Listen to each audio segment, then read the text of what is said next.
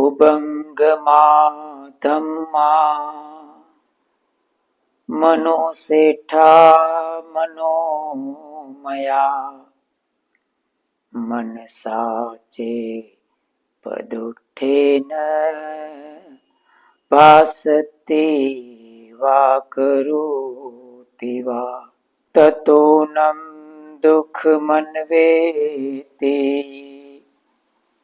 चक्कम्ब वहतो पदम् मनोपुबंगमा धम्मा मनोसेठा मनोमया मनसाचे पसन्नेन भासते वा करोति वा ततोऽनं सुखमन्वेति छायाव अनपायिनी। साधु साधु साधु। मन क्या है? सवाल यह नहीं है, सवाल यह है कि हम मन को क्या समझते हैं, क्या हम मन को समझते भी है या नहीं। मन एक बहुत बड़ी बस्ती है। इस बस्ती में 121 प्रकार के समुदाय बसते हैं। यदि भारत की 140 करोड़ की बस्ती को मानस के मुद्दे पर बांट दिया जाए तो यह बंटवारा 121 प्रकार का होगा। इन 121 समुदायों को मानस की दृष्टि से फिर से बांटा जाए तो हर समुदाय में 52 प्रकार के समुदाय मिलेंगे। बस ऐसी ही बस्ती हमारे शरीर में भी बसती है। मन कोई एक बला नहीं है, मन समुदायों का समुदाय है। इन समुदायों को हमने 121 प्रकार में बांटा है। मैं जब यह बोल रहा हूं तो मेरे शरीर में मैं एक नहीं है, मेरे शरीर में मैं का एक पूरा समुदाय बोल रहा है।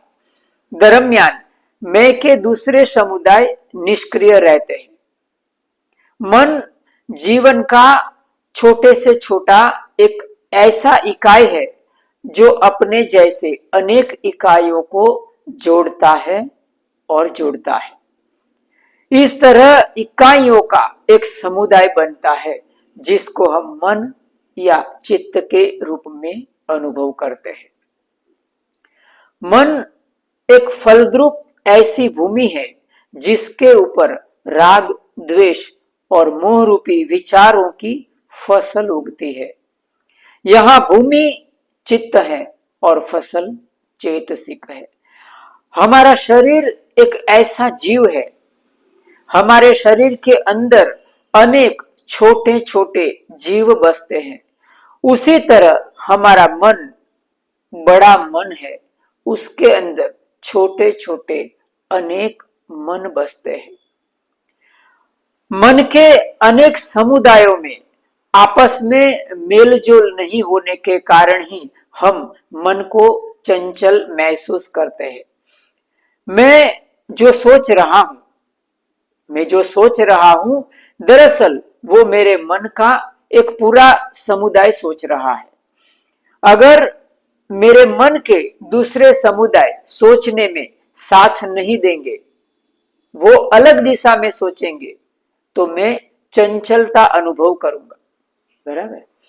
मैं कहूंगा कि मेरा मन भटकता है। आप जो सुन रहे हैं, अभी फिलहाल आप जो सुन रहे हैं, दरअसल वो आपके मन का एक पूरा समुदाय सुन रहा है।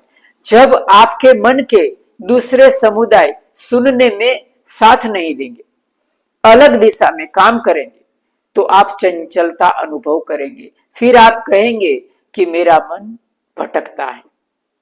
चित्त शांत समंदर की तरह है जिसके ऊपर चेतसिकों के रूप में ज्वार भाटे उठते हैं। इस समंदर को 121 और ज्वार भाटे को 52 प्रकार में हम बांट सकते हैं, क्योंकि इसके बाद के कुछ वीडियोस में हम चित्त और चेतसिकों के विविध विविध प्रकार के ऊपर बात करने वाले हैं। इसीलिए मन या चित्त के बारे में जानना बहुत जरूरी है। आइए हम एक प्रयोग से चित्त और चेतसिकों की नींव तैयार करते हैं। क्या आप फुर्सत से सुन रहे हैं इस वीडियो को? अपने पास एक नोट पेन लीजिए। अब शांति से बैठ जाइए। आपको क्या करना है? आपको आपके मन में आते जाते विचारों को लिखना है। विचारों के ज्वार भाटे को रोकने के लिए यह एक असरकारक उपाय साबित होगा। आपको सिर्फ 5 मिनट शांत, स्थिर और शिथिल होकर बैठना है। मन में आते जाते विचारों को देखे, जाने और याद रखें।